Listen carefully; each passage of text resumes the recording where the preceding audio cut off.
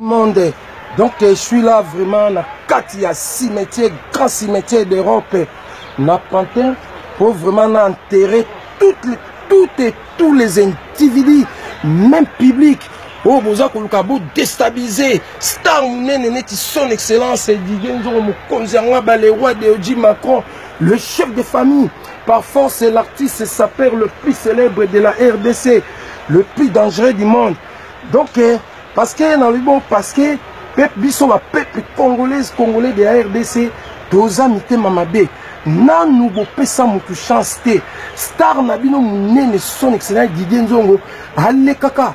Azo pesa bino. Bah message gratuit, mais Bokwaka n'a été. Mais les individus, les news des stars congolaises, Azo les qui ça 767, 24/24, Bazoué Labino, Bama Solo, ya Bama Songe, Balokuta, Bakindumba, pour basala succès, Boza Kopesa Bango, confiance. Nini nangai po, Bo salake, bo komi même na niveau, bo dîner, ba visibilité nanga, na yebisibino, bo kokokate.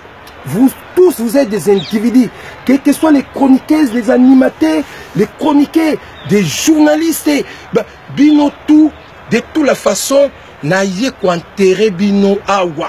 Na kosi sabino, vous êtes des pérés, des mensongers. Yango RDC Nabiso et Zako Bongate. Des années, banda histoire Congo, RDC Nabiso et Banana Zaï.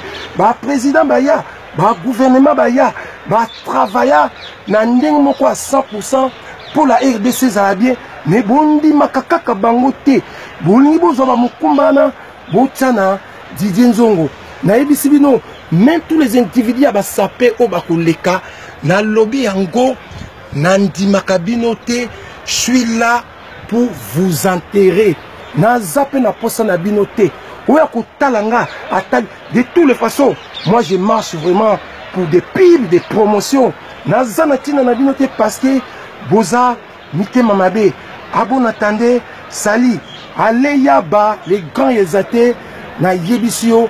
Je suis là au cimetière. Na lobby en vérité. Na ko enterrer tout le monde. Tous les individus, baza contre, bas succès, Yastar Mene, votre artiste s'appelle le plus célèbre de la RDC, son excellence, Didier Nzongo Mukonzianga Macron, le roi de Yodi, les chefs de famille par force, Botala Bayodi, Tala chemise à Yodi, Tala chaussette à Yodi, Bolo Bakayodia Tongabilama Minene, Tala 50 vandi donc, Vincent Abozomona, Awe Pasuka. Ah ouais, parce que chemise, ah ouais, ça na le boko. Donc, la EBCBino déjà n'a pas ce message. Vous tous, vous êtes des pérés, des mensongers. Naza on a cimetière. Oui, à mon lobby même mes collègues, les artistes, les musiciens, les artistes, les comédiens, même les individus, il y a Bato Presse, il y a RDC Internet. Oui, à mon la soli mabe, aya, la rodo qui ça y est, destination, na cimetière. Yaki Bokolo, que l'Éternel, le plus puissant du monde, bénisse, protège la République démocratique du Congo.